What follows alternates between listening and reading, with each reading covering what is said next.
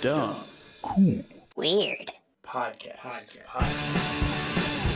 Yeah, so what we're going to do is we're going to get a really nice setup for our podcast where we're going to have like really nice stuff coming through. We're going to have like a really nice board. So when people see us, they'll see us from this camera over here. We just don't have it set up yet. That device is like $700. So yeah. Shit. yeah, so it's kind of expensive, but it's a really good device though. We just haven't gotten it yet. We'll get it soon. So, all right. So We'll get it when I'm a truck driver. So, since we're like on other sides, so you get to look at Nick's pretty face. So thanks for coming out today on the podcast. We haven't done an episode in like 2 weeks now. Yeah, it's a couple of weeks now. Yeah, the reason why is because I was moving and we moved into our new studio here, so New it makes it easier. New location. Much less stress than Atlanta, let's just say. Yeah, Atlanta can be kind of stressful sometimes. So yeah, stressful, I lived you have there. heart problems. I lived in Midtown for about a year. So Love that. yeah. So so I saw that you run a YouTube channel called Masterclass. Is that right? Master Talk. Master Talk. My God, I said that wrong already. You're all good. Master Talk, because I was thinking of Masterclass because I actually was subscribed to that for an entire year. Me and my buddy paid for it. It was actually a really good program. You ever done Masterclass? Wouldn't that be crazy if I owned Masterclass? That'd be nuts. I'd be like, oh, we're talking to a legend over here. Yeah, I've heard of Master. I've never actually taken the subscription, but I know other people have tried it. It's been really cool. Yeah, I did it for filmmaking. That's what I do for a living. I'm a filmmaker. That's my skill set as filmmaking. I actually direct marketing videos for a company. I got a junior level position at this medical firm that does like medical supplies and medical equipment. So it's pretty cool. We manufacture a lot of really cool stuff. So that's awesome. Mm-hmm. So, and then I do the podcast with this guy right here. Yeah. So, and we kind of just do that for fun. Still a job, though, but it's still fun. Yeah. So, but yeah, you wanted to talk to our audience about finding better ways to communicate. Is that what you said in the message? You got it. But it's also important to emphasize I'm super easygoing, guys. So like we don't have to keep it to communication. You can ask me anything, and I'm super open. Well, it's funny because I actually went to college for communications. I got a Bachelor of Science in Communications. I studied mostly like filmmaking, but I also studied like radio, television, filmmaking. I also studied public speaking a little bit too. So I know a little bit about it. Communications was a requirement when we were going to school together at one point. And I remember public speaking used to be one of the actual other electives you would have to take. But they got rid of it once we became UNG. Yeah, we both went to the same university, so. That's how we met. Yeah, so he said he's from Canada. I'm actually a homegrown, cornbread eating Georgia boy. I've lived here my whole entire life, so this is my bread and butter, I guess you could say. Yeah, it's that crazy that we're actually from the same city, except he still lives there. Yeah, pretty much. That's pretty nuts. Yeah. Yeah. Montreal's a great party city. We got to go at some point. Is that where you're from? Yeah, I'm born and raised there. Oh, okay, cool. Yeah, so how do you say your last name? I want to make sure I get it right. You could just say Brendan, but if you guys want to pronounce it, it's Kumarasamy. Okay, Kumarasamy. Okay, cool. That's it. I like to know how to say people's last name, but I like the name Brendan because it makes me think of Brendan Fraser. Love that actor. Yeah. Maybe one day I'll live up to his potential. Well, hopefully you don't run into the same problems he had. Yeah, all the sad stuff, just like all the happy times, all good times, nothing bad. Yeah, none of the bad stuff. So, because I feel bad for Brendan. Yeah, Brendan, like what is he like? He's broken now because of that hurricane in New York. Yeah, but also and the divorce. In the divorce, yeah, and he also sent him into a depression, and he went from being like this sexy, like ripped guy to being like overweight, and so sad, dude. I hate to see that happen to somebody. So. Yeah, never mind that. Yeah, but his career is actually making a comeback right now, so. Yeah. So it's pretty good. If anything, focus on being your own kind of legend. Absolutely. So yeah, talk to us a little bit about communication, man. I'd like to hear your perspective on that. Absolutely. Yeah, for sure, guys. You know the way I always start off the conversation around communication is something that affects all of us, right? It's not just the day-to-day conversation. It's not just the presentation at work. It's the way that we talk to our families, right? Yes. It's right. It's the way that we order food at a restaurant. It's the way that we meet strangers when we travel. And when we realize that communication affects every area of our life, that's when we learn to take it more seriously because it helps us lead a more fulfilling life.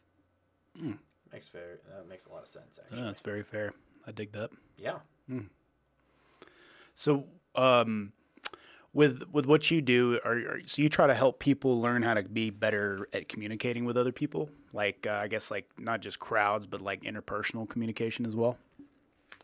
You got it, guys. So basically how the story started was when I was in college and university, I went to business school, and I did these things called case competitions. Think of it like professional sports, but for nerds. So right. I love that. Right, so while the guys my age are playing rugby or baseball or some other sport you probably wouldn't see me playing, I did presentations competitively. That's how I learned how to speak. But then as I got older, I started coaching a lot of the students in college on how to communicate because we needed people to do better at these competitions. And that's when I learned how to speak, and that's how the YouTube channel started a few years ago. Oh, okay. That's pretty cool. That's pretty cool. And you were telling me that you have clients in places like New York and Miami. Like, what do you usually go over with these specific clients? Yeah, for sure, Nick. So what I would say is like there's a big difference between someone who needs communication and someone who spends money on it. So Okay. for example, in the context of my YouTube channel, that's really for everybody, right? Yes. University students, people who can't afford a coach, like people want to get better, really everybody. But in the context of clients, it's really people who want to invest money in it to get the result faster. Okay. So those people are generally like executives, they're entrepreneurs, they're high-level podcast hosts. They're people who really, really want to go for the swing big, basically in life. And Okay. those individuals usually invest in comms. So for them, what we do is we focus on three main areas: presentation skills. The second one is how do you answer questions? How do you give feedback to people? And the third piece is how do you build relationships and influence? Okay. Sounds pretty cool. So, what do you see a lot of these individuals struggling with whenever you interact with them? Yeah, for sure. I would say the biggest struggle by far, guys, is really lack of motivation. Okay. Because a lot of us aren't really excited to work on our communication. We think of it like it's a chore, like doing the dishes. So we don't really want to get better at it. Whereas for me, the question I always ask people to get started is how would your life change if you're an exceptional communicator? Right? Really start to Okay. reflect on what are the positives about communication, what gets you really excited about communication, and focus your life on that. And when you find that burning desire, that's when you get excited. Whereas most of us, we focus too much on the fear around communication because we don't have a motivation behind it. So we never push through the fear. And what are some big fears that you see in people today versus maybe a couple of years back? Yeah, for sure. I think what's changed a lot over the years, the fears are the same, but I think the difference is in the generations. So, Okay. for example, 20 years ago, if you wanted to date somebody, you'd have to go in front of them and actually talk to them and convince them to go on a date with you. Whereas today, like we have optionality, like we have convenience. There's a lot of things that used to mandate communication that don't anymore, like Tinder. like Tinder. Yeah. Yeah, like Tinder's a good example of this. Right? Just talking to people in general. Texting is like the new normal. So we're just communicating less on average. So because of that, there's just more anxiety because we just don't practice it nearly as often as we used to. That makes sense. And do you think with a lot of the COVID lockdowns where we were isolated and everything that might have a more negative effect with future generations? Definitely. I definitely think for a lot of the children's mental health, especially, it was really damaged because you don't get to see your friends. You're like 6 years old and you're Oh, wearing yeah. masks in schools. You don't talk to people for 2 years. So yeah, it's pretty crazy. Absolutely. Because I know in terms of teaching right now, it's pretty complicated because a lot of the kids aren't as social as they would normally be, like when we were growing up, and it's caused a lot of problems. Like people are more social on their own platforms than it seems to be in person. Absolutely. I completely agree, right? It's that idea that because we're practicing less, because we were isolated, all these factors kind of just add up to this point that the most important skill in our life, we're not really spending enough time working on it, getting better at it, and making ourselves much more versatile as speakers. And I can definitely see, like, with sort of the barrier, the generational sort of barrier when it comes to communication with millennials versus a lot of the Gen Z kids. And that was just because I went back to school after I got out of the military, and I saw a big difference in a lot of the way that Gen Z sort of interacts with people. It was just it was interesting. They didn't want to ask questions if they had questions to ask for the professors on things like how to do assignments or what was expected of them. And I mean, eventually I would ask just so that people would get the clarity that they needed. And I think that helped a lot, but it's interesting to see how people don't even have like a big fear surrounding the fact that they don't even want to ask questions in regards to things that could possibly help them. Oh yeah, I completely agree, man. It's just a lot of us aren't being proactive anymore with our communication, and it's really hurting us as a society just in general because it's such a vital part of how we live our life. Yeah, precisely. And what do you think are maybe some other barriers that might be causing a lack in communication today? Yeah, I would say the other barrier is just lack of consistent practice. So, for example, we're not really taught in the education system how to speak. Because a lot of the presentations we give, Wes and Nick, is mandatory. Yes. Where we don't really wake up in the morning and go, "Hey guys, you want to present all day and eat breakfast?" Like nobody says that. That's true. Doesn't make any sense. That's what. Yeah, I mean, like, So- like ahead. like I was gonna say, like at my company, we we have a national sales meeting every year, and we have these different product managers who have to present their products to everybody in the company, and every year they always look like they're about to have a fucking meltdown when they're about to give their presentations, and it's because they just don't know how to talk to people, I guess. And I'm just like, man, I don't even know anything about these products, and I feel like I could give a better presentation than them, you know? Yeah. So I love that story, Wes. Yeah, absolutely, man. Like, and that's why, right? All the presentations we give are mandatory. All the presentations we give, we don't really have a choice in the matter as to what the topic is, because it's Yeah. always different. It's like Shakespearean poetry they have to talk about when you're 12. Yep. And the Yeah. third piece, right, is all the presentations are tied to a punishment. Yeah. So if you don't That's do true. a great job, you get punished for it. So we grow up believing that it's a chore.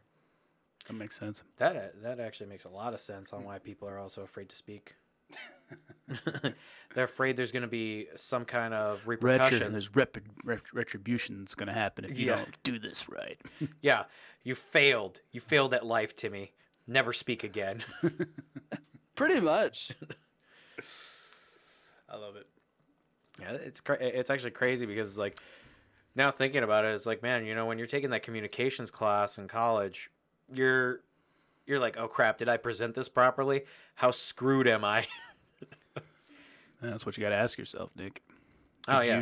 Did you do well in college with your presentation? Did you do really well? Because now that professor remembers you as a shitty, crappy person who presents their presentation. You're like, God, I gotta start doing some day drinking. These kids are terrible. Yeah, he's got a little flask. He's got a little flask underneath his desk. It gets even more inventive. He has like a long straw so that he can like reach into his coat real quick and just like Suck it out. yeah. He's like, oh God, I gotta God. get a second work flask for these kids. Sounds about right.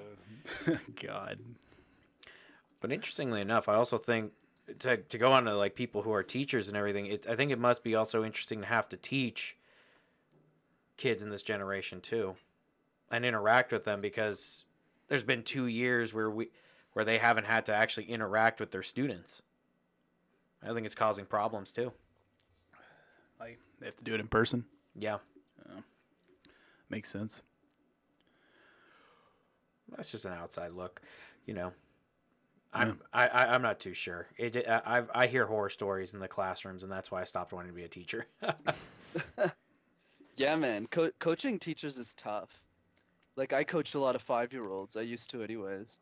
Oh yeah. And it's really challenging, especially online when you're doing communication. It's really, really tough because Yes. it's hard to get their attention. It's hard to keep their attention. So you have to really go out of your way as an educator to get them like engaged because they always want to be all around the place all the time. So yeah, it's definitely a struggle. Makes a lot of sense, actually. I could see that. Yeah. Yeah, I wouldn't want to teach little kids. I'd be a terrible teacher. I mean, good on you though. I mean, that is challenging. Yeah, I did it mostly to just learn where does the fear of communication come from. Most of my clients aren't kids, but it really helps me just understand where does the fear of communication begin, right? Does it start when somebody is 5 years old? Because when they're 5, you guys might have like 5-year-old nieces and nephews. Yes. Like they don't fear rejection at all. They kind of just do their own thing. They run around. But then when they start turning 8, 9, 10, things start to change. Yeah. They start to Yeah. fear rejection a lot more. They don't actually want to speak anymore. They get a little bit more quiet. Some of them, anyways. And it's that weird transition that I think happens because of the education system and because of the people around us. Yeah, when I think about like middle schoolers, people who are transitioning from kids to teenagers, that's got to be the weirdest time because they're so angsty and they just like want to be cool, and because they want to be cool, they act like fucking assholes and they think they know everything in the world. If you say the wrong thing as a teenager, it like carries on to high school for some reason. Well, here's the thing. I think the worst grade to teach is probably 7th grade. That's got to be literally the worst grade to teach because that's the transition period from being like a 12-year-old to a 13-year-old. That's got to be horrible. I do not envy those people. That's when all your hormones kick in and you're just like, I'm so angry all the time. I don't know what to do with all these feelings. I mean, not that high school was any better. I mean, I was in a class one time and I just some of the ways these teenagers would like talk to these teachers, man. If I was a teacher, I'd fucking uppercut them in the face and knock their teeth out. It's a little bit of patience and lack of communication, it seems. Yeah, absolutely. Yeah, a little bit. Well, I swear to God, I saw this one time. I saw this teacher trying to get this student to like learn, and he looks at her and goes, "Fuck you, you dumb bitch." And I was just like, damn, dude. And the teacher goes, ooh, and she just like literally called the principal, and the principal came in there and picked him up by his fucking throat and pulled him out of the fucking class. That's Dawsonville High School for you. This principal did not play, dude. And it wasn't the real principal, it was the assistant principal, because the assistant principal is always the one that deals with that shit. Yeah, that's right. You know, it seems like an assistant principal does more work than a vice president does and gets no credit. Gets no credit. Yeah, you're like the best principal ever because you're just relying on your assistant principal to do whatever you need him to. Yeah. I don't know. Was when you were going to high school, was it kind of like that in Canada? I don't know. Canada high school may be different than I know you United guys States high school. I know that you guys don't have a middle school. It's just like after 6th grade, you guys go straight to high school, if I remember correctly. You got it. And then after high school, it's this thing called cégep, which is like college. Yeah. It's kind of like the in-between. And then after that, it's university. So is CGIP supposed to What be the like fuck? the first 2 years of like your college, like your actual university experience, where you're just going back over what you learned in high school again? You got it. It depends Okay. like what the concentration is. But I would say the biggest difference is between the Canadian set and the American one. Canadians are just nicer and it's not as crazy. That's all.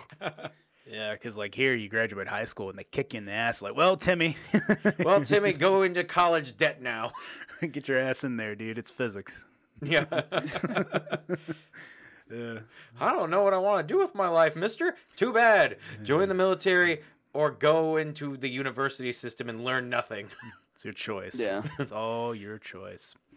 Yeah, it's funny. I actually give Nick a hard time. We talk about that show Degrassi sometimes, and it's just fucking. I have like no knowledge of he Degrassi. he has no knowledge of it, but we laugh about it all the time because Drake is like Yep. was on that fucking show, and He was. I was telling Nick, I was like, I can't take Drake seriously because he was in that fucking show. You know? Well, the thing is that the Canadian kid problems, like for a show about kids, the Canadian problems seem a lot less like bad, like a lot less worse than like some of the American television shows, which have to do with like high school students. It's like God, what was it? When that kid started selling Adderall, you told me, and they're like, "Oh, you're a drug dealer."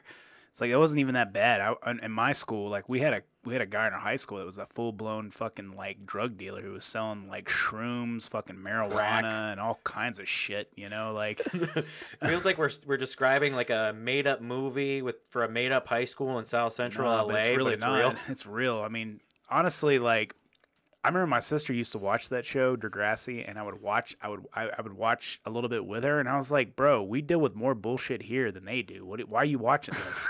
And Yeah. she's like, what do you mean? I was like, they're sitting there berating this kid because he's selling this other kid a little bit of Adderall, dude. Like, literally, I've been offered like fucking meth, like cocaine and fucking marijuana like last week, dude. What do you? Oh, dude, it's a different world though. Yeah, I get it. I mean, I know Canada and the United States are very different. And the thing is, I grew up in the South, and I would say the South is probably the worst of the United States in terms of like some of the shit we put up I don't with know. there. I don't know. I think I personally always look at like the West Coast as like the worst you could deal with. Dude, Atlanta's pretty rough, man. I mean, Atlanta was rough. I mean, we got out of Atlanta and we told ourselves, we're like, man, we witnessed a lot of crime over here. Yeah, like I shit you not, Brendan, like right down the street. Yeah. They literally had a power plant, like a transformer like area where they like The only one that I've ever seen that was like walled off with walled like off real because like brick walls and a glass walls. door. Yeah, because they were scared that like the people over there were gonna just start stripping the copper out of the area. Whoa. Yeah. You know what's funny is that's like the only one that I've ever seen that looks like that. Like every time, because you have them everywhere. They're just like covered by like a really low fence with a little bit of like barbed wire on the top, and that's it. Yeah. Like there's no effort. Yeah, and then there's like there's another like literally there was this homeless guy who lived like literally like right up the street from my place, and me and Nick would always see him. And one day me and Nick were driving and we looked over and we saw a guy pissing on his face. Like just pissing on this homeless guy's face. And Nick was like, "Is that guy pissing on that other guy?" Like the worst part is that you want to say something, but you also don't want to kink shame. Yeah. Yeah, you don't want to do that either. Remind me never to come to Atlanta. Well, we're just talking about the bad parts. There's actually some really like fun parts of Atlanta. Like, Yeah. like Buckhead is really fun. Buckhead's really fun. Like most of Midtown is pretty fun. You just Yeah. don't want to go south of Atlanta. You go south of Atlanta, you're gonna run into some pretty Crazy stuff. Yeah. Yeah, it's like south of Atlanta, everyone has a communication problem. They really just want you to get out of their way. They're rude as hell, and it's like, man, you know. Well, they do communicate. They communicate with their knives and their pistols. Yes, that's right. You know? That's how they communicate. It's a great place to get clients, it seems. Yeah, You know what? absolutely. I say start networking out here. You might make a killing. I will say though, the film industry is here like full time. It's definitely here full time. So our state makes a lot of money and Yeah. revenue from the film industry. Like we're talking like billions and billions of dollars. So I mean, we had the Walking Dead series for the longest time. yep, we did. I didn't know that was filmed in Atlanta. Oh yeah, Oh yeah. yeah. They've actually filmed a couple episodes in Gainesville and Yeah. Dawsonville too. So I mean, they've They've worked around the state as much as they could for like what 10 years. yeah, something like that.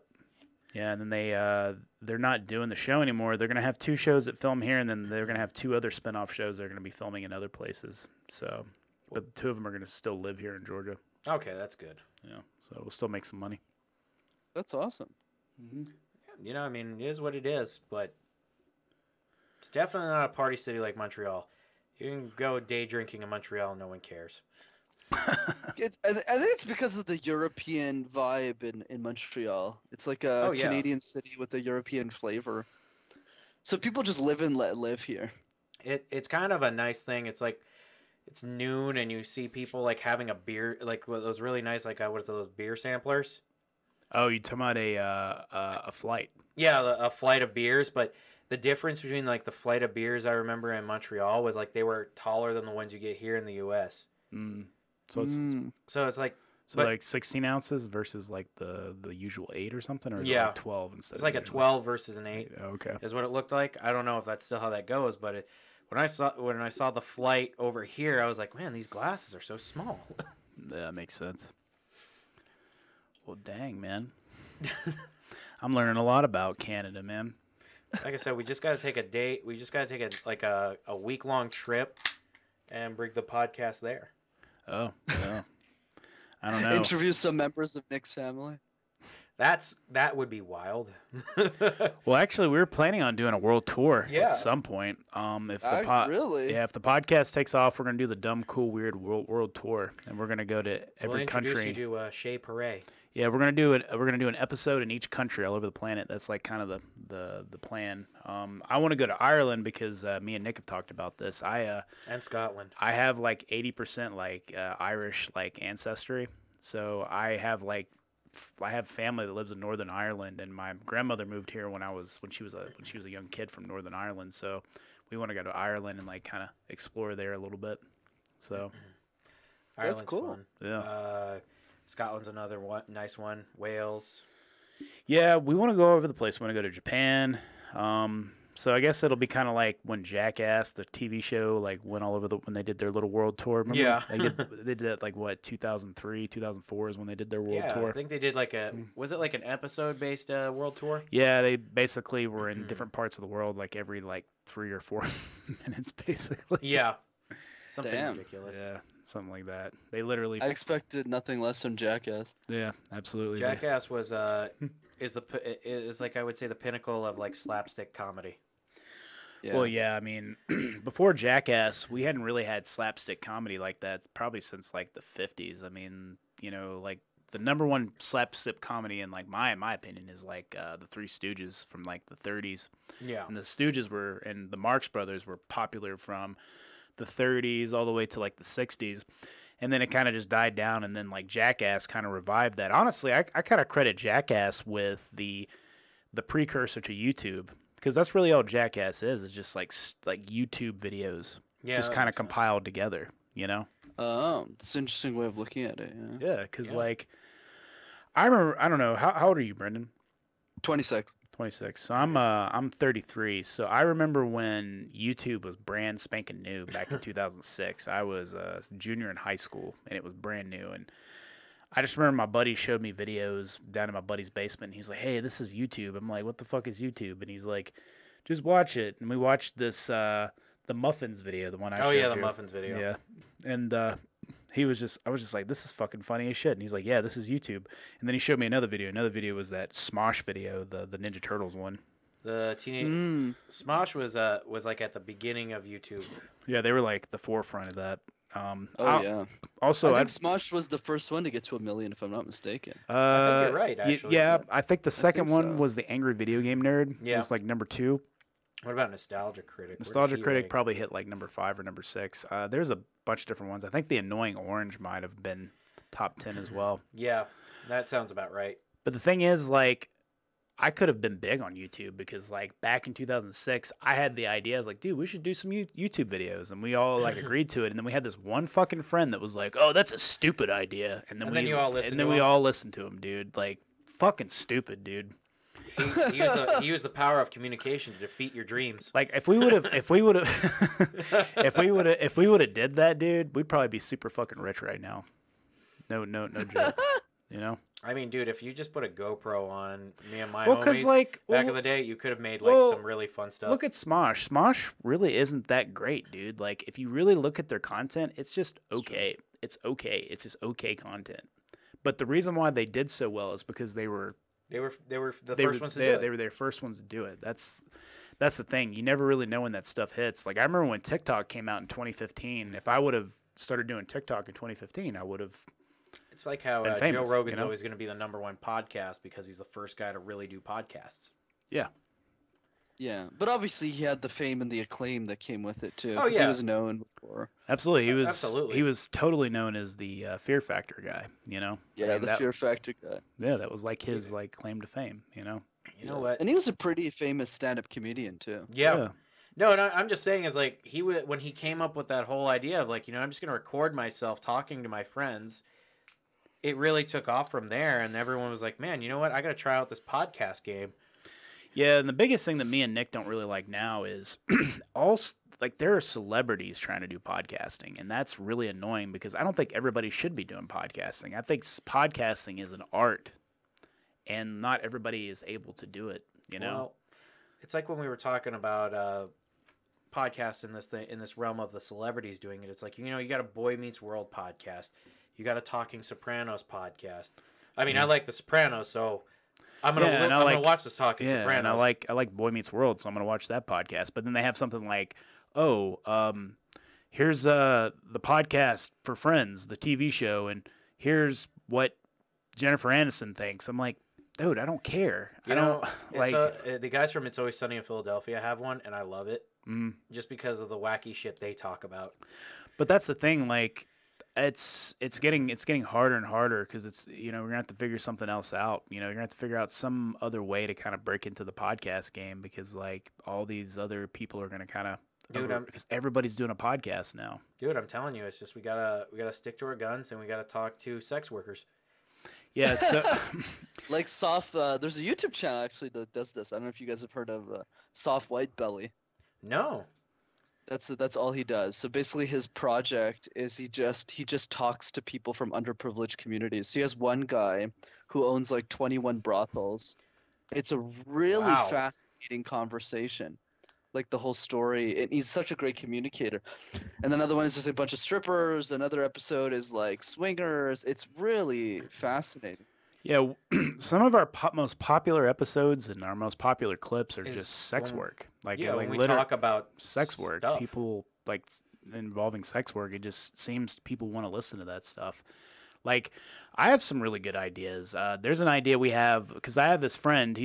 I have this black friend of mine named Brandon, and he's very conservative for a black guy, you know, and he even admits this is very uncommon. And I want to get him and my buddy and this other friend of mine who's this really liberal white guy, and I want them to just have a conversation for an hour on the podcast, and I think that would sell. Well, you know? it's like our idea of having a cop and a prostitute. Yeah, we have another one like that, like cop and a prostitute talking to each other. You know, really? Yeah. Actually, we might have a cop who's interested to talk to a prostitute. Yeah. So, because these are conversations I think that need to be had, and a lot of times these conversations never happen. Like, they don't.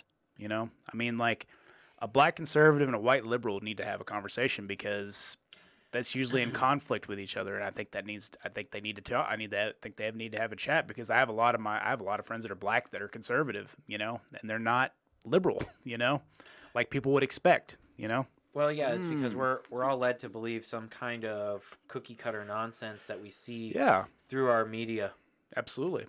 You don't actually get to really meet people until you kind of go out there on your own. Yeah. Because there's so many different types of people from different walks of life, especially down here where we live. Georgia is one of the most diverse states in the United States, and a lot of people don't realize that. We have a lot of different people here. We have a big Asian community here. We have a really big black community, really big white community. We also have a really big Hispanic community here. It's huge, you know? You get a lot of different people. I was like, I think they were even saying by county, it changed, like the the language barrier comes up. You know, it's like I can't remember what county it is, but most of the people who live there speak Vietnamese. Yeah. Versus English. Yeah. So it's interesting. It's an interesting state to say the least. I mean, it's like when we had a conflict one time where somebody from Oregon was getting mad at Wes over here because his story sounded very white. Yeah, we had someone from Portland, Oregon, who just moved here, and we went to this film event. It's called Film Bar Mondays, and basically this girl was like, "Ooh, another story from another white guy. How shitty." And all of a sudden, there was a group of black guys behind us. They just stood up and fucking dipped out. And she just kind of looked surprised they dipped out. And she kind of looked over this other girl, and she goes, "Am I right?" And this girl was like, "Fuck you, dude. I'm not fucking helping you." And the weirdest part is that she's from a small town from Oregon that was predominantly white. You're from where we are now in Dawsonville, which is like a very diverse area. Yeah, even Dawsonville. This is like North Georgia. Like we're like 45, 50 minutes from Atlanta. Country bumpkin town. It's kind of country bumpkin, but there's still a lot of diversity here. Like you literally go over here to like Kroger or any of the grocery stores, and you'll see like people from different walks of life. And She's over here like from, yeah, like pretty close to Portland, but kind of in like a small town outside of Portland, and it's mostly white over there, and it's just like I don't know. I just find that very fascinating. I think It's like she brought her like beliefs here to this place, and I guess she thought it was going to be some type of way, and it wasn't some type of way, you know.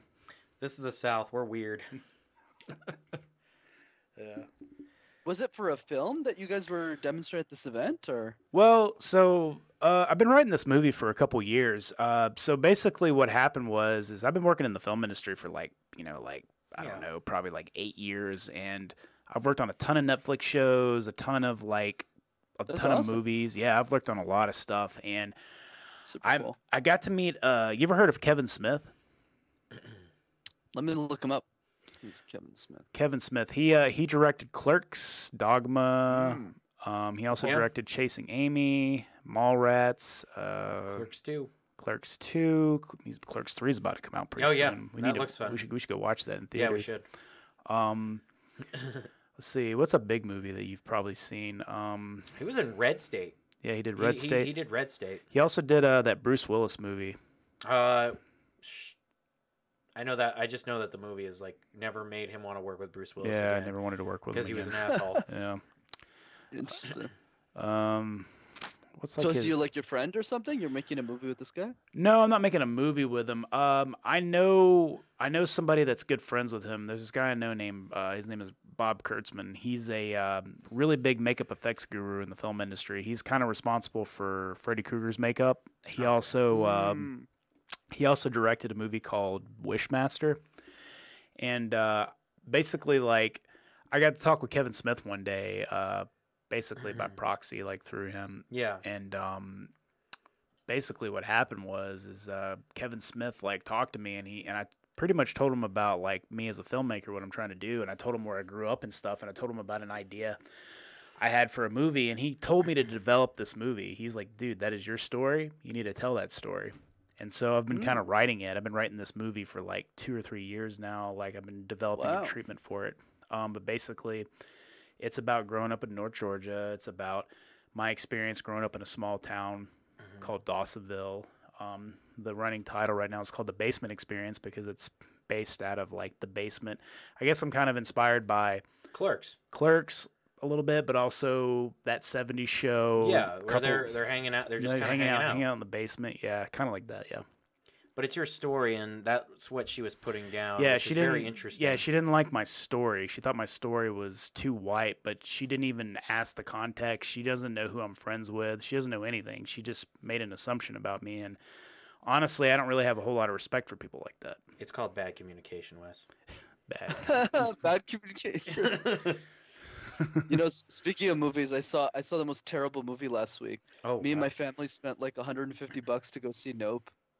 Like the new Jordan Peele. $150. What? No, each of us. No. Sorry. Oh, total. okay. So it's like $50. I was like, man, I know ticket prices are going through the roof, but I didn't know the Canadian prices were that high. No.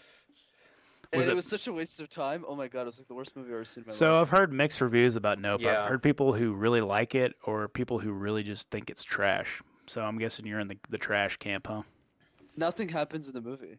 Literally nothing. Oh. That's I thought it was like some kind of alien movie or something. Yeah. You got it, but you never see the alien. You never go inside the UFO. And anyways, I don't spoil the ending, but there's really nothing to spoil. It's not worth the time. I was gonna say you could just say it. I watch movies as bad as they are. Like, dude, I went through a whole Steven Seagal portfolio from skinny to fat. Man can't act. I'll be sure to not add that to my watch list. I think when you just need like to do a brain dump, watch a Steven Seagal movie, realize you can come up with something better. If you really want a good movie to watch, you should watch the original Blade Runner. It's a really good movie. That's a great movie. Really good movie. Forget Blame Boy. What about Tommy Wiseau, The Room? That's my That's my go-to. Well, I mean, if you're trying to deal with the highest art possible, like that's what we're talking about here. He's a savant. Yeah, he's an idiot. Yeah, he's an idiot savant. He's really got it going on. You should watch The Disaster. Have you seen The Disaster Artist? Oh, is that the one where what's that guy's name again? James Franco. Yeah, Franco, where he impersonates Wiseau. Yep. Yeah, and Wiseau and his buddy that played Mark. had a cameos in that movie, but it was the whole movie was based off the book that the actor who played Mark wrote. So it's funny. Oh, hey, Mark. No, for me it's the cheap. That's the I like how they play football. They just pass the ball around.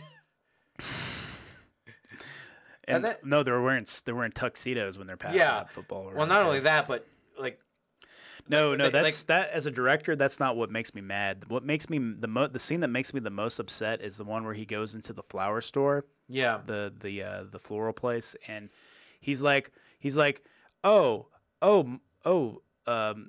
Tommy, I didn't know it was you.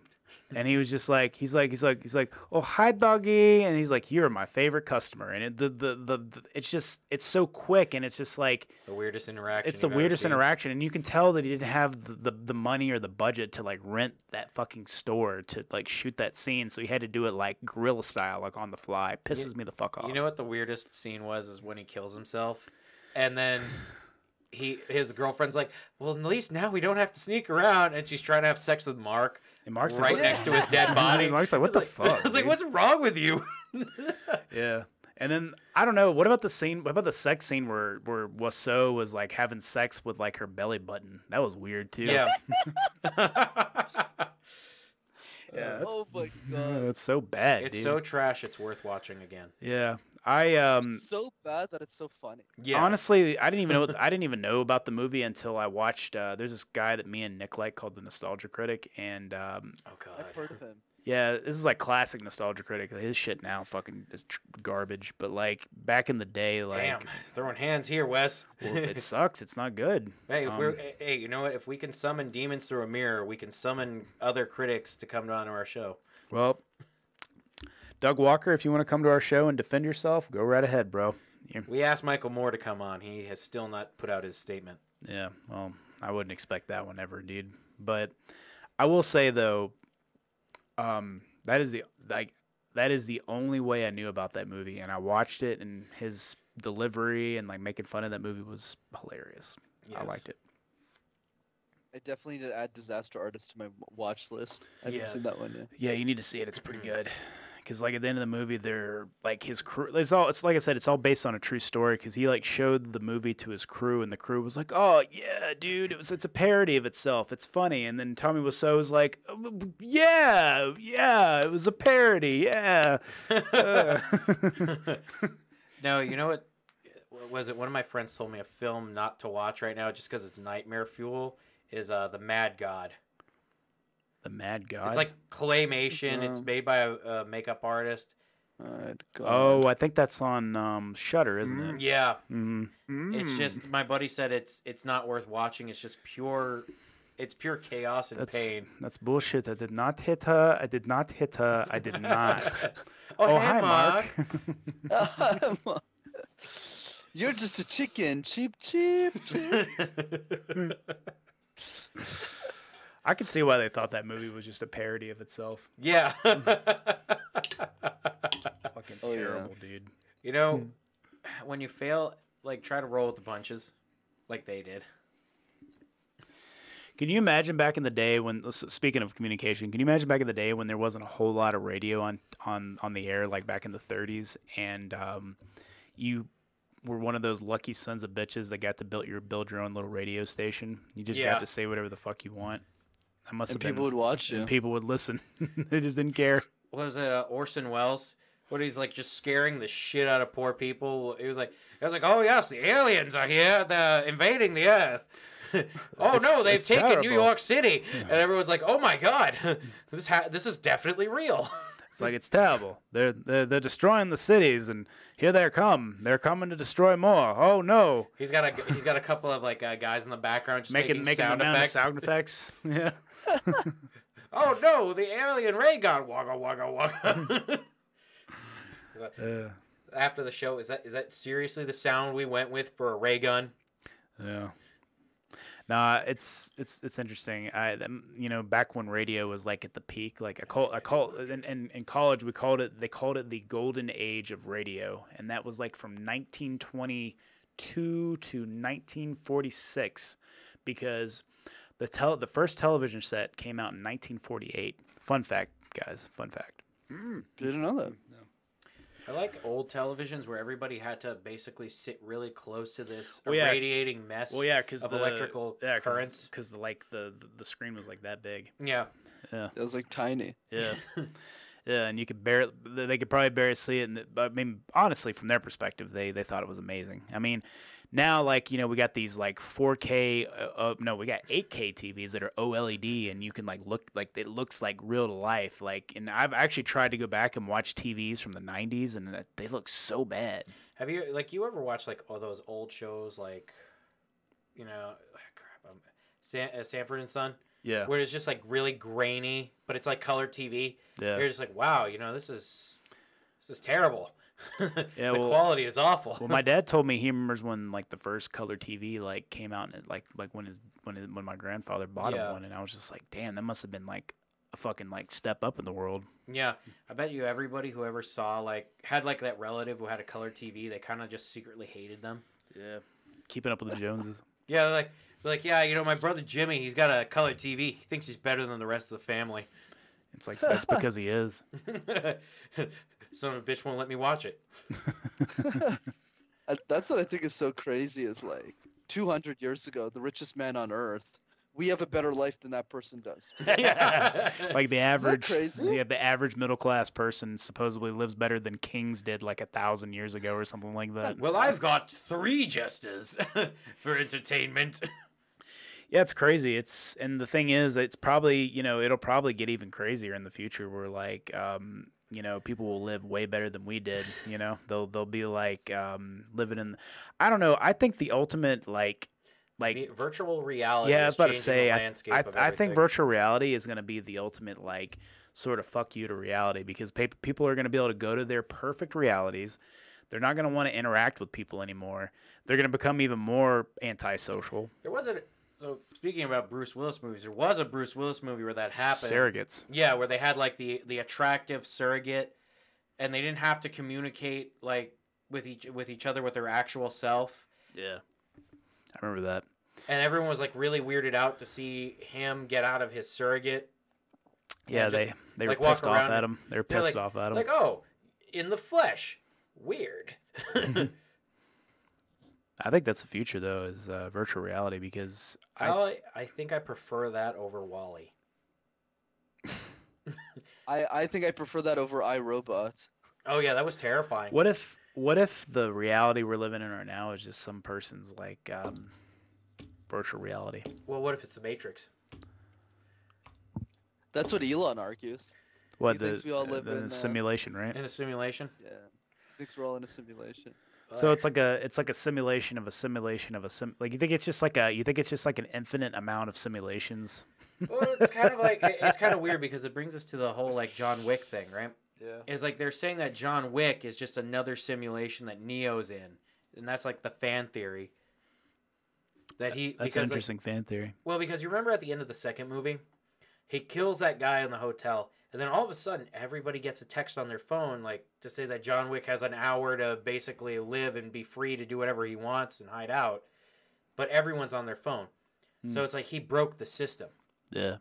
And what was the architect is the guy who owns the hotel. Yeah. Damn, dude, I didn't even think about that. Yeah. Me neither. It's like, and when I heard all that, I was like, man, you know what? That actually is crazy, but it kind of makes a little bit of sense. It's like after the end of the war with the machines, he saves Zion, but they take his body and we don't know what happened to him. Like, what if he's just plugged back in? Could be. We weren't. They didn't communicate very well with us. So, Brendan, I gotta ask, who is your favorite communicator of all time? Yes. Is it Winston Churchill? No, I'm just kidding. That's a good question, man. It's so hard to pick. There's so many great ones out there. Mine is Joe Biden, greatest communicator of all time. Oh my god, dude. My God, what is that? That's been a disaster. he can't remember where he's at. It's great. It's like we're not really. That's why I think we're in a simulation some days. I'm sorry. Go on. It's so fun when you're Canadian. You look at U.S. politics. You kind of just look at It's just super. It's so much more fun. Like all we do in Canada is we just vote for the most handsome guy every time, and it's always the same guy. So But I feel like whenever I listen to Justin Trudeau talk, I feel like he's going through the Jeff Goldblum level of communication with his his and he kind of stumbles, so he recovers with ums and uhs. But Joe Biden has no recovery skills. He's just like, oh shit, where am I? I'm gonna fall off who this am bike.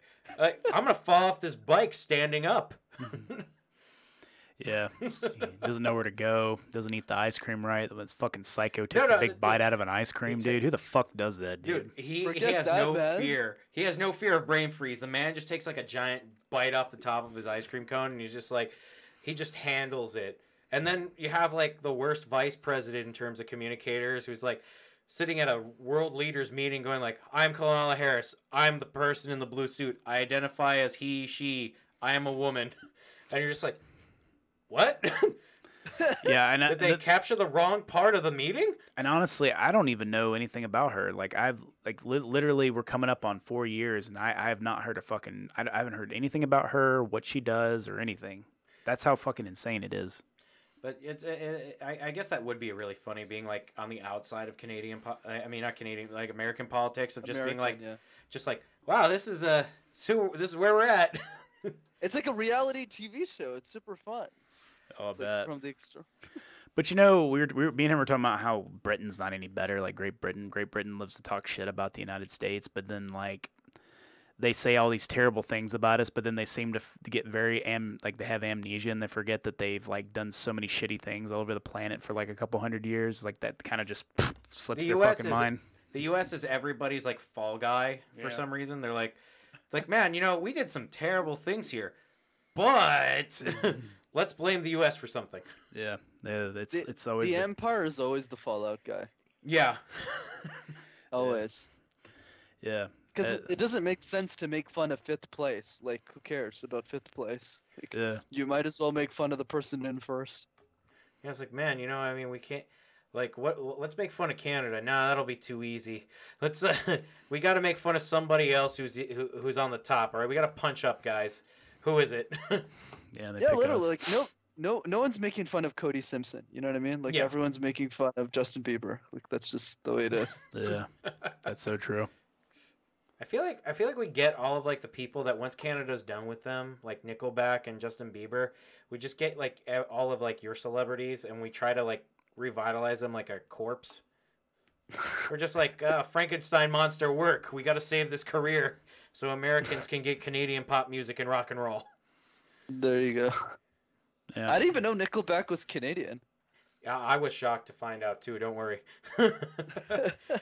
But it was weird that one year that Nickelback had a more metal album than some like heavy metal bands. That's what threw me off. Fascinating. Nickelback doing metal. Jeez. Shit, we never got your actual like your favorite communicator. Sorry. No, it's okay. It's obviously Nickelback. No, I'm just kidding. I mean, Nickelback. They're crush. If I had to give one, I like Gary Vaynerchuk a lot personally. The guy who runs a marketing agency in New York City. He has a massive social media brand. Okay. Super aggressive. Not everyone likes him, but I like his style a lot. I take a lot. So he's like a Citizen Kane type character. Yeah, he's very crazy. He's very like in your face. You can look him up on YouTube. He's done really well for himself. Yeah, I'll check him out. That sounds good. Yeah, we'll check him out. I like it when people are in your face. Like that was like the one thing I really like about like, you know, guys like Alex Jones, Donald Trump, just really in your face. So funny. What about you guys? Who are your favorite communicators? Mine would be George Carlin. I love Carlin. Yeah. He is one of the best communicators ever. He really breaks down the nuances and weirdness of language. I really like that about him. I think he really breaks down like how the world really works, both like the United States, just the world in general. Yeah. I think he's a really good observer of the human condition, and I think he kind of translates that and communicates that very well when he was doing stand-up comedy. I mean, it's not just about like getting a laugh. I think he really had a good message to say. That's my opinion. I guess I would have to say mine is. I guess I would put it at like guys like Joe Rogan are out there are pretty good, but I also think one of my favorites is Jocko Willink. Yep. He's really trying to give you structure to find that freedom in your life that you so desire. You know, and it's not even a joke. When you have discipline, you do get a lot more freedom out of your life. And it's so true. It's like the second you veer off from that path that you have structure with, your life starts to go downhill. I love Jocko. I love his stuff. And it's like, I'm not a big fan of Barack Obama, but that guy was really good at like communicating with people. very good orator. He was really good at communicating with people. No, you know what I like though? Like, you can call me crazy, but I really love Donald Trump. No? Like, he didn't really say much, but then he said a lot. He did what he wanted to do. He just kind of did his own thing, and somehow it all worked. It's polarizing. It's because he was able to polarize people. I mean, he had been practicing it for like decades, being like on television. Yeah. You know, I mean, that's how you kind of become like a spin doctor, I guess you could say. Yeah.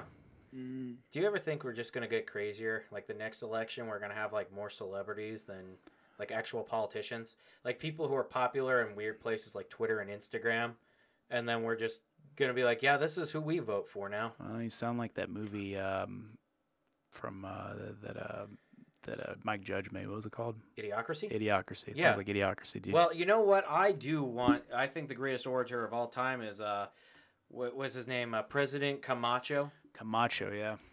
President Camacho. His name was like Armando Mountain Dew Camacho. This is what the plants crave. But Was maybe he a U.S. president? In that movie, yes, he was the president of the U.S. Oh. yeah, he's like, but we put Brondo on the crops. Yeah, Brondo was like all the 5 major food groups Yeah. for the U.S. at that point. Basically, Brondo is like a combination of Gatorade and like Monster. Red Bull or Monster or something like that. I think it was Monster and like Gatorade. Yeah, it was really bad. What? Well, you mean you're gonna put water on it like in the toilets? Yes. Why not Brondo?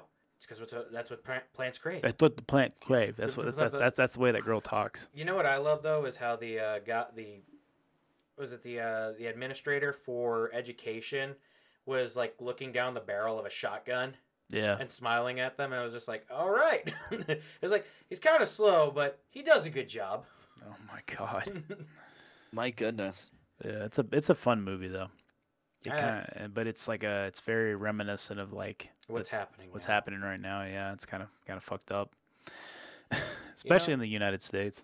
You know what though? I think what we should do is embrace chaos and let more reality TV stars become our presidents. Yeah, I hope Kanye runs next time. No. I don't want Kanye. I want Snooki. Snooki. Snooki would be boring, cause the thing is like I think there needs to be a mix between viability, cause Kanye is like you could 1% of you sees him winning, not all of it. Yeah. So you're kind of like, but Snooki, you just know that person won't win, so it's not as interesting. What if Kanye became president and then he made Donald Trump his vice president? That'd be hilarious. That'd be super cool. You know what I want? I want Joe Rogan and Jamie.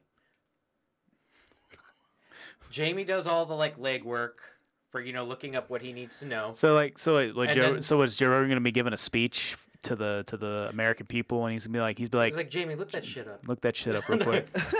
Hey, he's gonna be talking to like a world leader, and it's gonna be great. It's like that's interesting, dude. Have you ever tried DMT? what is your stance on climate change? Hey Jamie, can you look that shit up? Yeah. Just cuts to Jamie's got a little seat over there on the UN. He's like pulls it up real quick on the projector. And it's like he's like talking to he's talking to Vladimir Putin, and he's like, yeah, no, man, that's crazy. But have you ever tried DMT? Just like the look on his face of like the fuck. The fuck are you talking about, dude? It's like DMT. I don't know. I think that'll be a. We're at the 2-minute warning. You know what I heard is great for communication skills? What's that? DMT. DMT, yeah. Yeah, we've reached the 2-minute mark. Yes. We got about 2 more minutes. So, Brendan, do you want to Plug anything. plug anything? Go ahead. Yeah, for sure, guys. Well, thanks for having me. This is super fun, guys. Oh, this was awesome. Yeah, Yeah, we kind of have like a free form kind of Yeah. podcast. Yeah, like Joe Rogan style. Yeah, Yeah. pretty much. Yeah, awesome. Next time we So, have yeah, Jocko Willink. Jocko, that'd be super funny. He'd be like, "What are you idiots asking me about?" And you'd be like, "Oh shit." Oh shit, he's gonna jujitsu us to death. I think that'd You be guys a should cool watch- way to die, though. Get killed by Jocko Willink's jujitsu skills. Speaking of Jocko, you guys should watch. I don't know if you guys know the YouTuber Captain Sinbad. No. He does like parodies of different people, and he does one on Jocko. It's hilarious as fuck. You guys should look that up. I think I remember who this guy did. He did. I think did he do a thing on Joe Rogan and Ben Shapiro? I'm not sure. He's like a brown guy. Okay, no, not the same guy then. Yeah, Yeah, you it know, might not be the same. you know what? Ben Shapiro for president. He facts don't care about your feelings.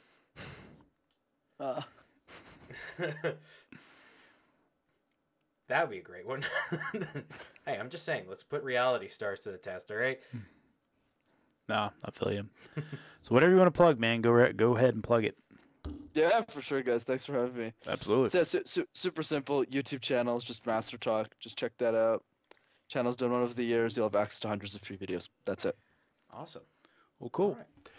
Yeah, so we might have you back for another episode because we want to do an episode talking about classic YouTube. I don't know if you would want to kind of talk about stuff like that. I think it'd be kind of fun. Yeah, for sure. Yeah, because Absolutely. yeah, we want to try because like we've basically we have a series we're trying to work on right now where we basically go back and watch old school YouTube videos from like the early days and we kind of like react to them and it's kind of funny. Yeah. So. Oh, I love that.